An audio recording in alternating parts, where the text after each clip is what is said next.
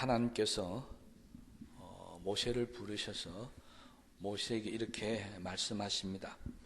내가 너를 보내어 내 백성 이스라엘을 애굽에서 인도하여 젖과 꿀이 흐르는 가나안 땅으로 인도하려니 너는 어서 가라. 우리 너무나도 잘 아시는 말씀입니다.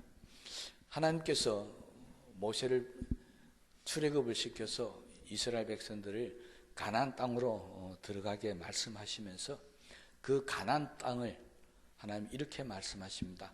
젖과 꿀이 흐르는 땅. 이것이 바로 가나안 땅의 대명사였습니다.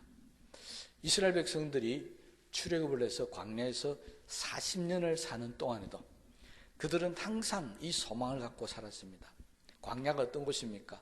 나무도 없고 풀도 없고 거치고 메마른 땅, 비도 오지 않는 그런 척박한 땅에 그들은 40년 동안 살면서 항상 그들은 젖과 꿀이 흐르는 땅, 언젠가는 우리가 들어가게 될 것이라고 그렇게 희망을 가지고 살았다는 것입니다. 하나님은 가나안 땅을 가리켜서 젖과 꿀이 흐르는 땅, 이 영적인 의미는 언젠가 제가 이전에 설교하면서 말씀을 드렸고요.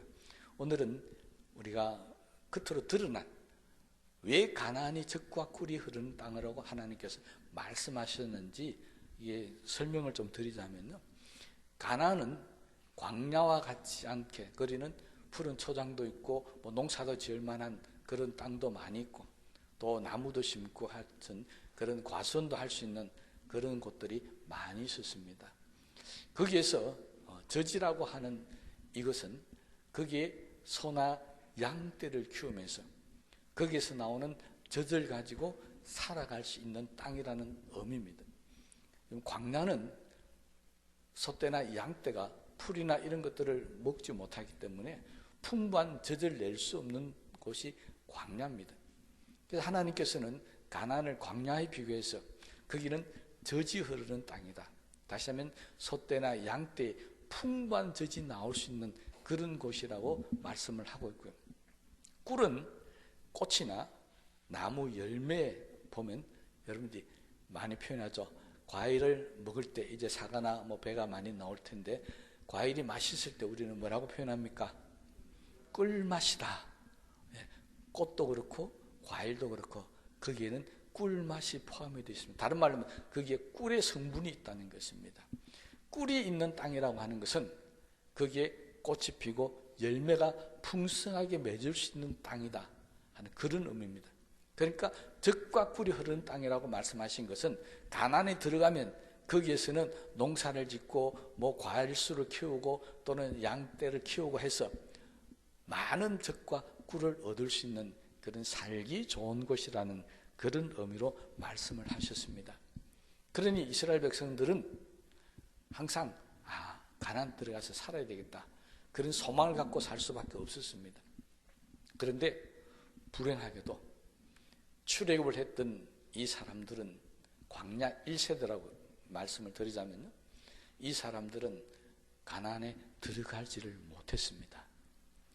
하나님께서 그들은 다 이 광야에서 죽게 될 것이라고 말씀하시고 출애굽을 한 사람들 중에 12살 이상 된 성인은 딱 2사람 여호수아와 갈렙만이 가나안 땅을 밟을 수 있었고 다른 사람들은 다 광야에서 죽고 말았습니다.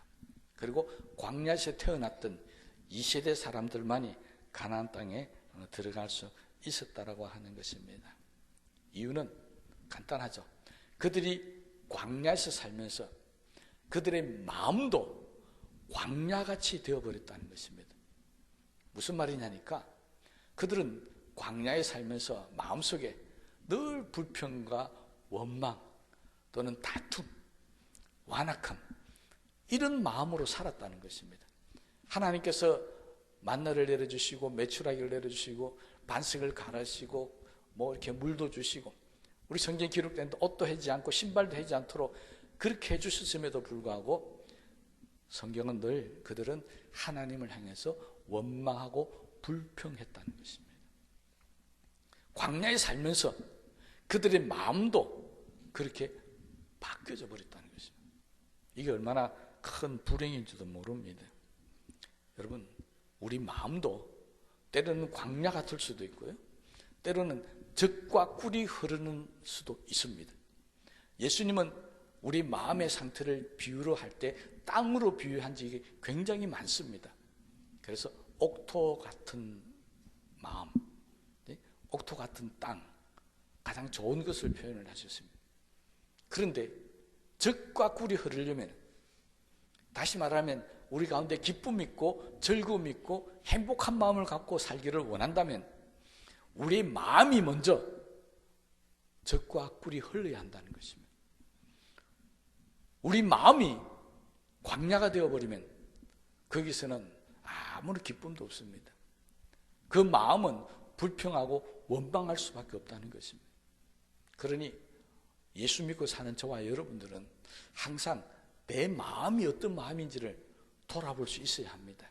지금 내 마음이 광야 같은 마음입니까? 아니면 젖과 꿀이 흐르는 그런 마음입니까? 만약 광야 같은 마음을 갖고 산다고 한다면 우리 하나님 앞에 늘 원망하고 불평하며 살 수밖에 없을 것이고, 젖과 꿀이 흐르는 그런 마음으로 산다면 하나님 앞에 늘 감사하고 기뻐하고 즐거워하며 살 수 있게 될 줄로 압니다. 그런데 불행하게도 애굽을 나왔던 1세대 사람들은 살던 것이 광야라서 그런지 모르지만 그들 마음도 광야가 되어버리는 바람에 그들은 젖과 꿀이 흐른 땅에 들어가지 못했다는 것입니다. 자, 그렇다면요, 여러분, 광야와 젖과 꿀이 흐르는 땅의 차이점이 뭐겠습니까? 마음을 광야와 젖과 꿀이 흐르는 땅으로 이렇게 비유할 수 있다고 말씀을 드리는데, 그러면 우리가 신앙생활하면서 어떻게 하면 우리 마음이 젖과 꿀이 흐르는 땅이 되고 또 어떻게 하면 광야 같은 땅이 되느냐는 것입니다. 실제적으로 광야와 젖과 꿀이 흐르는 가나안 땅의 차이, 여러 가지 많이 있겠지만요, 가장 큰 차이가 하나 있습니다. 그것은 광야는 비가 잘 오지 않는다는 것입니다. 여러분, 비가 오지 않기 때문에 땅이 마를 수밖에 없고 척박해 갈 수밖에 없습니다. 그런데 비가 자주 오는 곳은 항상 땅이 기름질 수밖에 없다는 것입니다. 이 말을 우리가 다른 식으로 표현하자면, 우리의 심령에 비유하자면, 우리 심령에도 은혜의 단비가 늘 내리는 사람은 항상 마음이 젖과 꿀이 흐르는 같은 마음을 가지고 사는데, 마음속에 은혜의 단비가 내리지 않는 사람, 언제 내린지 모르겠다, 1년이 가도 내 속에 은혜의 단비를 한 번도 경험해보지 못한 그런 심령으로 살게 되면 결국은 세월이 흘러가면 흘러갈수록 나는 광야같이 내 심령이 메말라가고 늘 내 마음은 괴롭고 힘들고 내 입에서는 불평과 원망이 나올 수밖에 없다는 것입니다. 그래서 우리는 교회 오면 제일 많이 듣는 소리가 은혜 받아라 하는 소리입니다. 왜? 은혜를 받지 못하면 내 마음이 광야같이 변하기 때문에 은혜를 받아야만이 내 마음이 젖과 꿀이 흐르는 그런 곳이 될 수 있기 때문에, 그래서 은혜를 받아라고 말씀을 하고 있습니다.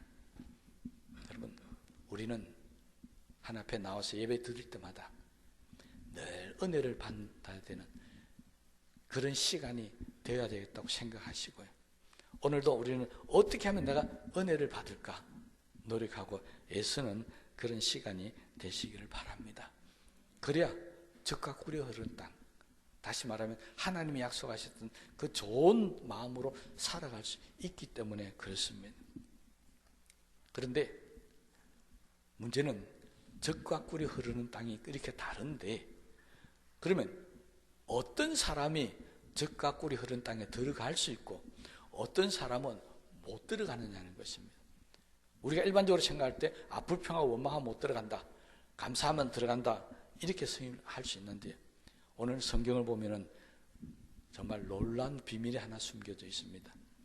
오늘 제가 설교 제목을 이렇게 잡았습니다. 모세가 가나안 땅에 못 들어간 진짜 이유. 오늘 모세가 왜 가나안 땅에 못 들어갔을까요? 우리가 일반적으로 상식적으로 아는 이유는, 모세가 하나님께서 반석을 쳐서 물을 내라니까 이스라엘 백성들이 너무 불평하고 원망하니까 화가 나가지고 반석을 2번 쳐서 하나님께서 너는 못 들어갔다 이렇게 말씀하셨다라고 상식적으로 아는 이야기입니다. 그렇다면요, 우리 한번 돌아보십시다.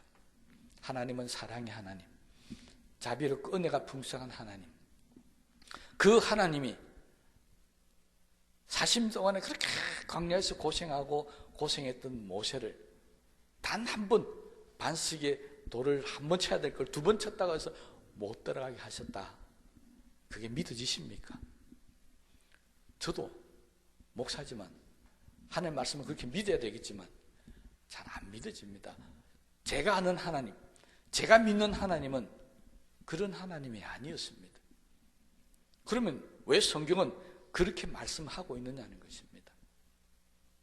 죄송하지만은 성경을 연구하고 또 설교하고 가르쳐야 되는 이 목회자들이나 또 신학자들이나 이런 사람들이 이 이유를 잘 발견을 못해서 그렇지 않는가 그렇게 생각이 들었습니다.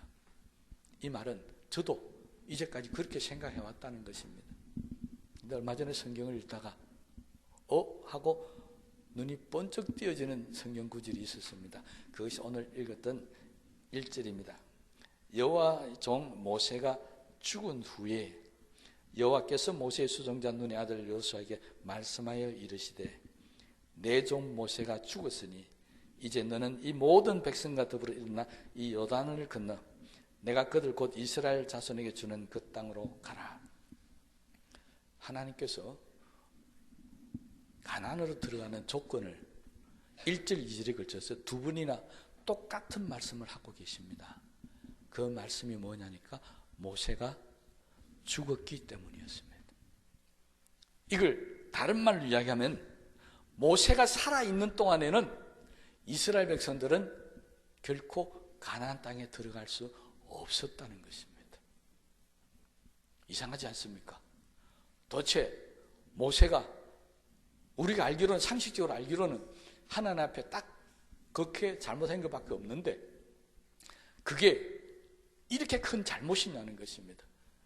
모세는 죽어야만이 모세가 살아있으면 이스라엘 백성들이 절대로 가나안에 들어갈 수 없는 이 이유가 도대체 뭐냐는 것입니다. 모세가 무슨 잘못을 그렇게 크게 했습니까? 여러분, 이것은 우리가 조금 더 우리 신학적으로 좀 말씀드리는 구속사적 해석 방법이라고 그러는데 조금 더 다른 식으로 보면 이렇게 볼 수 있습니다. 이스라엘 백성들은 모세를 40년 동안 따라가면서 어떤 때는 모세의 말을 잘 순종했는데 어떤 때는 불평하고 원망했었습니다. 그 어떤 때가 어떤 때일까요? 말이 좀 어렵죠. 어떤 때가 어떤 때일까요? 여러분, 하나님의 기적, 이적이 나타나면 이스라엘 백성들은 늘 순종하고 하나님의 말씀대로 잘 따라 살았습니다. 그런데 뭔가 자기들이 필요한 것이 있는데 그때 하나님의 역사가 나타나는 겁니다. 예를 들어서 물이 필요한데 물이 없습니다. 그러면 당장 뭐부터 합니까? 불평, 원망부터 합니다. 우리는 물이 없습니다. 그럼 뭐부터 해야 됩니까? 기도해야 됩니다. 역시 제가 잘 가르친 거로 감사히 생각합니다. 문제가 있으면 기도해야 되는 겁니다. 근데 이스라엘 백성들은 문제가 있는데 하나님이 기적을 일으켜서 해결 안 해주면 그들 입에서 바로 불평과 원망이 났다는 것입니다. 40년 동안 광야에서 살면서 그들은 똑같은 패턴이었습니다. 하나님의 기적이 일어나면 잘 따랐고 일어나지 않으면 불평하고 원망했다는 것입니다. 그래서 모세에게 와서 늘 그렇게 불평합니다. 이 말은 그들은 하나님의 이적이 나타나면 하나님을 믿었다는 것이고 이적이 안 나타나면 하나님을 불신했다는 것입니다. 다른 말로 하면 그들은 광야에서 하나님을 믿었던 게 아니었습니다. 뭘 믿었을까요? 모세요. 모세의 손에서 나타나는 이적을 믿었습니다. 그럼 이것이 사실은 모세의 큰 잘못이었습니다. 모세는 이적을 보여주면서 하나님을 믿게 만들었어야 됩니다. 그런데 하나님을 믿게 만들기보다는 기적을 더 의지하게 만들었다는 것입니다. 이게 잘못이었습니다. 여러분, 저도 얼마 전 앞에 뭐라고 적혀 있습니까? 하나님의 기적을 기대하자. 저도 기적이 일어나는 거 너무 좋습니다. 그런데 여러분, 이 말 속에 주제는 기적이 아닙니다. 이 말 속의 주제어는 하나님이십니다. 이걸 잘못 해석을 하면은 사람들은 이 말의 주제가 기적인 줄로 알고 있습니다. 아닙니다. 하나님의 기적입니다. 이 기적을 바라기 위해서 우리는 하나님을 바라보고 하나님을 기대해야 한다는 것입니다.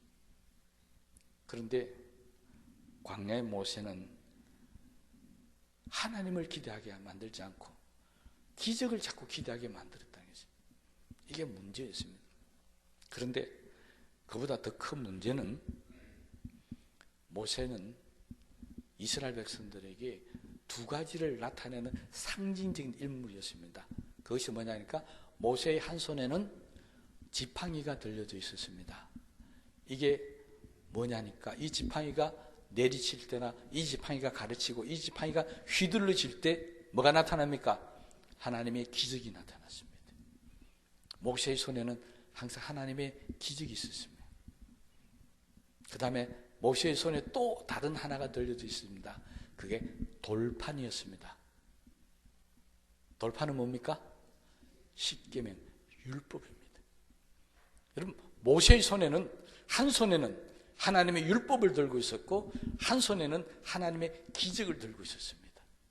이걸 가지고 40년 동안 이스라엘 백성들을 이끌어 나갔었습니다. 그런데 하나님은 모세가 살아있으면 안 된다. 모세가 죽어야 들어간다. 이걸 다른 식으로 표현하자면 모세가 죽으면 뭐가 죽습니까? 모세의 기적이 죽어야 되는 겁니다. 모세의 손에 있던 율법이 죽어야 되는 겁니다. 여러분, 우리가 흔히 가나안에 들어가는 것을 천국으로 들어가는 것을 비유를 많이 합니다. 그래서 가나안을 가기 위해서는 무슨 강을 건너야 됩니까? 요단강을 건너야 됩니다. 그래서 우리는 천국 가는 성도들을 배웅할 때 뭐라고 합니까? 요단강 건너가 만나리. 가나안은 천국이고 요단강은 이 세상의 삶을 망하는 순간을 표시합니다. 이 비유대로라면 모세가 죽어야만이 이스라엘 백성들이 요단강을 건너고 천국에 들어갈 수 있다고 한다면 우리가 이 믿음 속에서 하나님의 기적만을 바라보고 하나님의 율법만을 갖고는 천국에 못 간다는 것입니다. 이 말씀은 모세가 가나안에 들어가지 못한 가장 큰 이유, 그것은 예수님과 비교해 보면 바로 알 수 있습니다. 여러분, 우리가 지키고 있는 이 율법, 그리고 기도하면서 받는 기적, 이것은 천국에 들어가기 위한 조건이 아닙니다. 기적과 하나님의 율법의 말씀은 이 땅에서 필요한 것입니다. 천국에는 기적이 필요 없습니다. 그래서 하나님은 모세가 죽어야만이 이스라엘 백성이 천국에 들어간다고 하는 것은 우리가 믿고 있는 율법이나 기적이 내 속에서 죽어야 한다는 것입니다. 여기에 대한 믿음을 버리라는 것입니다. 그러면 우리는 어떻게 하면 가나안으로 갈 수 있습니까? 예수님이 우리를 요단강 건너게 하시고 천국 가게 하셨습니다. 예수님은 뭘로? 율법으로요? 기적으로요? 아닙니다. 예수님은 자신의 몸을 십자가에 내어놓으시고 몸을 찢기시고 살에 모든 피를 쏟아내시면서 대속의 제물이 되셔서 우리로 하여금 천국 가게 만들어 주신 것입니다. 뭐였습니까? 율법과 기적이 아니었습니다. 예수님께서 지신 십자가의 은혜였습니다. 그래서 우리는 예수 믿어야만 천국 간다라고 가르치고 있습니다. 기도 응답받아야만 천국 간다? 아닙니다. 하나님의 기적을 경험해야 천국 간다? 아닙니다. 십계명을 달달 외우고 율법을 잘 지켜야 천국 간다? 아닙니다. 천국 갈 수 있는 유일한 방법은 십자가의 은혜입니다. 그래서 성경은 모세가 죽어야만 이스라엘 백성이 들어간 것처럼 우리 속에 있는 율법을 통해서 기적을 통해서 나는 하나님의 나라에 갈 수 있다라고 하는 그 생각이 없어져야 한다는 겁니다. 죽어야 한다는 것입니다. 천국 가는 길은 오직 예수님을 그리스도로 하나님의 아들로 믿는 방법밖에 없습니다. 이 믿음이 없으면 우리는 천국 가지 못한다는 것입니다. 그런데 모세는 이적과 율법의 상징이었습니다. 그래서 하나님께서는 이 모세를 요단강을 건너지 못하게 하신 것입니다. 이것 갖고는 못 들어간다. 어디를요? 가나안 땅을. 그럼 모세가 가나안 땅에 들어가지 못했던 이유, 반석을 2번 쳤어가 아닙니다. 하나님은 모세에게 예수님과 비교하시면서 우리에게 율법과 이적을 가지고 천국 들어가려고 하는 사람이 있다면 그거 포기하라는 것입니다. 오직 십자가의 은혜만을 바라보면서 나아가야만이 우리가 천국 갈 수 있다는 것을 우리에게 가르쳐주고 있습니다. 즉각 꿀이 흐르는 땅에 들어가는 필수 조건이 모세가 죽어야 되는 것 같다면 천국에 들어가는 필수의 조건은 예수님이 죽으셔야 되는 겁니다. 그래서 우리는 죽으신 예수님 때문에 지금 천국에 들어갈 수 있는 겁니다. 그런데 예수님 당시도 마찬가지였습니다. 수많은 사람들이 예수님을 믿고 따랐습니다. 뭘 보고요? 모세가 행했던 이적처럼 예수님이 병 고치고 죽은 자를 살리고 문둥병을 고치고 안진병 일으키는 그런 기적을 보면서 그들은 예수님을 따랐습니다. 그런데 그 예수님이 마지막에 십자가에 돌아가시면서 기적도 행하지 않고 그냥 돌아가셨습니다.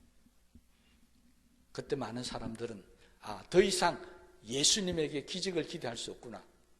더 이상 예수님은 우리를 고치고 우리를 살리시고 하는 그 일을 할 수 없구나. 그렇게 생각했기 때문에 그들은 예수님을 버리고 다 도망가 버렸습니다. 그들은 어떻게 됐을까요? 가나안으로 갔을까요? 아니잖아요. 여러분, 예수님을 믿었는데 하나님의 아들로 믿고 그리스도를 믿는 사람들은 다 요단강을 건너서 천국 가게 됩니다. 그러나 예수님의 이적을 보고 예수님께서 뭔가 자신의 문제를 해결해 주시는 그것만 보고 예수님을 따랐던 사람들은 가나안에 들어가지 못해서 강야에서 죽었던 1세대 이스라엘 백성들처럼요, 결국 천국에 이르지 못하는 안타까운 일이 생길 수밖에 없다는 것입니다.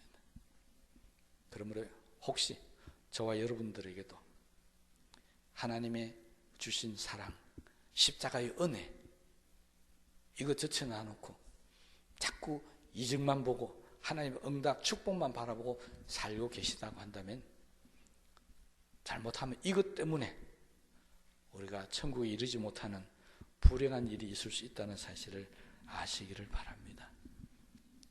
모세는 결국 이것 때문에 천국에 들어가지 못했습니다. 모세의 결정적인 실패의 원인이 기적이었습니다. 이게 문제였습니다. 그래서 그들은 모세가 전하는 말씀대로 안 살았다는 것입니다. 만약에 모세가 전하는 율법대로만 제대로 살았어도 조금 더 나은 삶을 살 수 있었는지 모릅니다. 조금 더 그들은 가나안에 들어갈 수 있는 확률이 높아졌는지도 모릅니다. 그런데 그들은 말씀보다도 이적을 더 따랐습니다. 여러분, 오늘날도 성도들 가운데 예수 믿으면서 내가 예수 믿고 구원받고 천국 가야 된다, 십자가의 은혜보다는 기도 응답받고 축복받고 문제 해결되고 그런 것 때문에 만약 예수님을 쫓고 믿고 있다고 한다면 이 땅의 삶은 풍요롭고 편안하고 잘 될지 모르겠지만, 그러나 우리가 마지막 가야 될 그 요단강을 건너서 들어가야 될 천국은 못 갈 수도 있다는 사실을 우리가 아시기를 바랍니다. 제가 하나님의 기적을 기대하자고 맨날 붙여놓고 하는 것은, 기적을 기대하지만 만약 하나님의 기적이 안 나타난다고 하더라도 불평하거나 원망은 해서는 안 됩니다.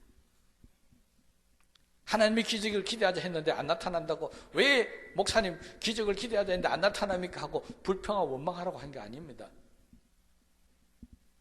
그럼 안 나타날 수도 있겠죠. 그런데 그것 때문에 불평하고 원망한다면 우리가 바라보고 있는 것은 가나안이 아니라는 것입니다. 내가 정말 요단강을 건너서 가나안 땅, 젖과 꿀이 흐르는 그런 천국을 바라보고 산다고 한다면, 지금 이 광야에서 일어나고 있는 하나님의 기적 역사, 거기에 매달려서 잘못 살 수밖에 없다는 것입니다. 여러분, 하나님의 기적이 중요하십니까? 하나님이 중요하십니까? 기적이 중요합니까? 은혜가 중요합니까? 우리는 말은 하나님이 중요하고 하나님의 은혜가 중요하고 하나님의 사랑이 중요하다고 말은 하면서 실제적으로는 기적이 안 나타나고 기도 응답이 안 나타나고 내가 원하는 대로 하나님이 나를 축복하지 아니하면은 우리는 절망합니다. 불평하고 원망합니다. 아닙니까? 아무도 아니라는 소리는 안 하시네. 저는 이 질문을 하면서 아닙니다 하고 할 것을 기대하고 말씀을 들었는데, 여러분, 오늘 이 시간 이후부터 우리가 바라는 것은 기적이 아니라 하나님의 은혜가 되시기 바랍니다. 우리에게 필요한 것은 기적이 아니라 주님 십자가에 지시던 그 보혈의 은혜입니다. 이것이 우리에게 있어야만이 우리는 아무 방해 없이 천국에 가게 될 것입니다. 세상이 괴롭고 힘들고 광야 같고 물이 없고 먹을 것도 없더라도 우리 천국 가는데 아무 지장 없습니다. 그런데 하나님 기적을 바라보고 메추라기를 매일 먹고 아침에는 눈을 뜨면 위에 구름기둥이 있고 밤에 눈을 뜨면 불기둥이 있고 매일매일 새벽에 만나가 쏟아지는, 하루도 하나님의 기적이 없이는 살 수 없었던 40년 동안의 기적 속에 살았던 이스라엘 백성들, 그들은 가나안에 못 들어갔습니다. 우리에게 기적과 축복, 이게 중요한 게 아니라는 것을 알 수 있습니다. 모세와 예수님의 차이가 그거였습니다. 모세는 기적과 율법만을 강조하고 하나님 기적만 나타냈기 때문에 그래서 가나안을 건널 수 없었고요. 예수님은 말씀도 가르치고 기적도 행했지만 그보다 더 중요한 것은 십자가에서 자기를 죽이셨다는 것입니다. 성경의 원리는 똑같습니다. 모세가 죽어야 가나안에 가는 것이고 예수님이 죽어야 우리가 천국 가는 것입니다. 기적이 천국 가는 조건은 아닙니다. 가나안에 들어가는 조건은 바로 죽는 것이었습니다. 그래서 하나님께서 모세를 죽이셨고 예수님을 죽이셨습니다. 오늘 이 말씀을 통해서 저와 여러분들이 다시 한번 확인하셔야 될 것은 두 가지입니다. 나는 기적과 이적을 바라보고 있느냐, 나는 하나님만 보고 예수님만 바라보고 있느냐, 이것이고요. 두 번째, 나는 나한테 하나님의 기적과 역사가 나타나지 않을 때 불평하느냐 원망하느냐, 아니면 그거 아무 상관없이 하나님 앞에 엎드려서 기도하느냐, 이 두 가지가 저와 여러분 오늘 한번 돌아봐야 될 가장 중요한 일인 줄로 압니다. 그러므로 앞으로는 하나님을 바라보십시다. 앞으로는 나에게 원망과 불평할 일이 생기고 힘들고 고통스러운 일이 생기면 기도하십시다. 그러면 하나님께서 우리 기도를 들으시고 이 땅을 살아가는 동안에 우리 기대대로 원하고 바라는 대로 축복도 베풀어 주시고 기적도 베풀어 주실 것이고 우리가 이 땅의 삶을 다 마치는 날 하나님 나라로 인도하시는 귀한 은혜가 있게 될 줄로 믿습니다. 그러므로 우리 마음속에 항상 하나님께서 예수 그리스도를 통해서 주신 십자가의 은혜가 충만한 그런 삶을 살게 되시기를 주님의 이름으로 축복합니다. 말씀을 생각하시면서 기도하십시다.